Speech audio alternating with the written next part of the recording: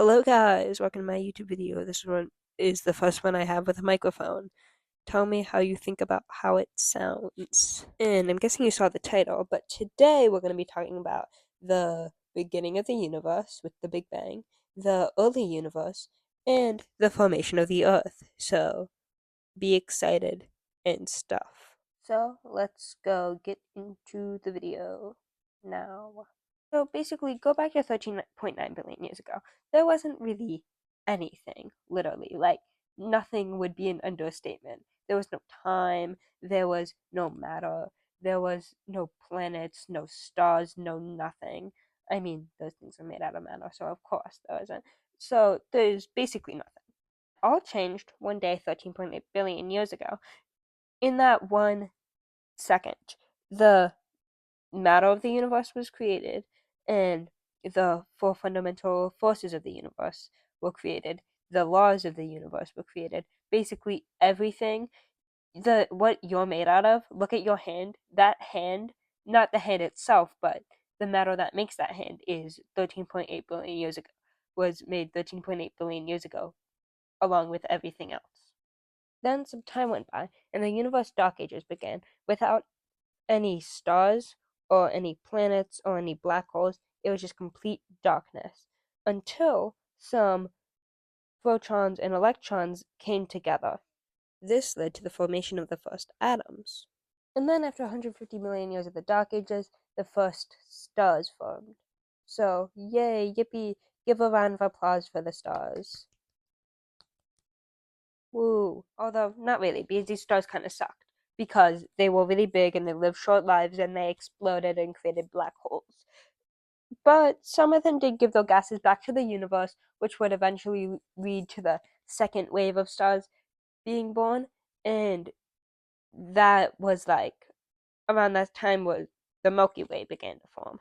And then fast forward to 4.6 billion years ago, inside of the Milky Way galaxy, there was a bunch of dust and gases from old stars that were beginning to come together in a thing called a molecular cloud. The molecular cloud would go out and use its gravity to pull in other gases from previous stars.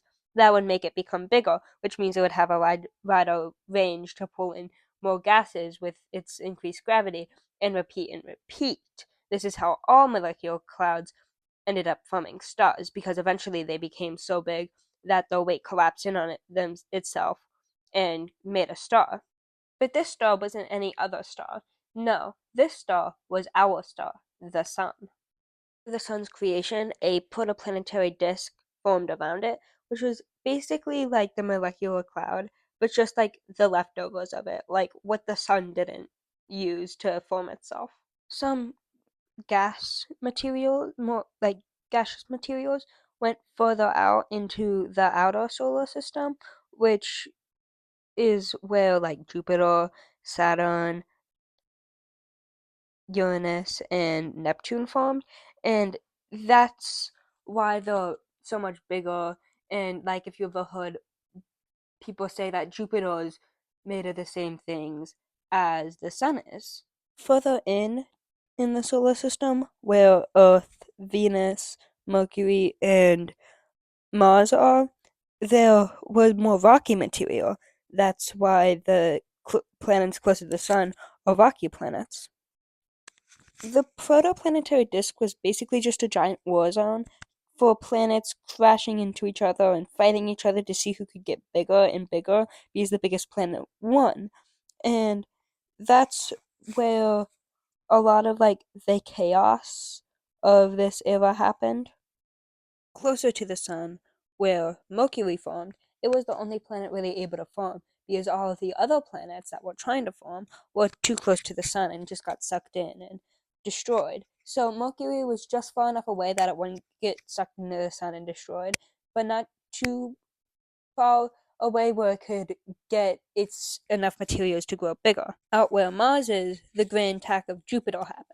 And that was basically when Jupiter began to be pulled into the sun and got closer and closer, basically destroying any forming rocky planets in its way, leaving only Mars as like a lucky survivor by chance. But what ended up happening to it is Jupiter formed, and I mean not Saturn formed, and Saturn pulled Jupiter back into its orbit.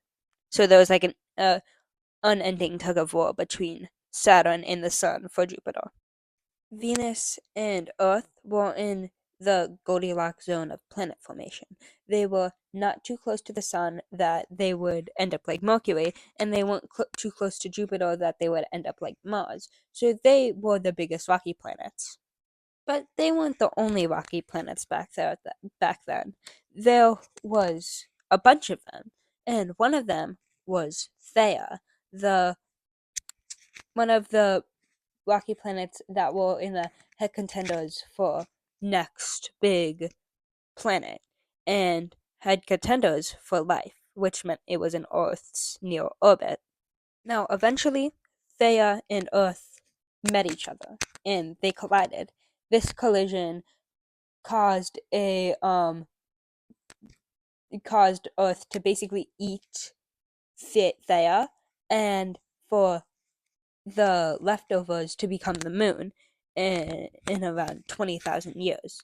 And with the formation of the moon, that was kind of the designated end of the prehistory of the Earth.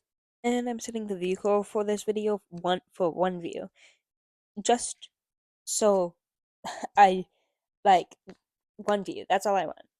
So please help me get one view in this video, at least.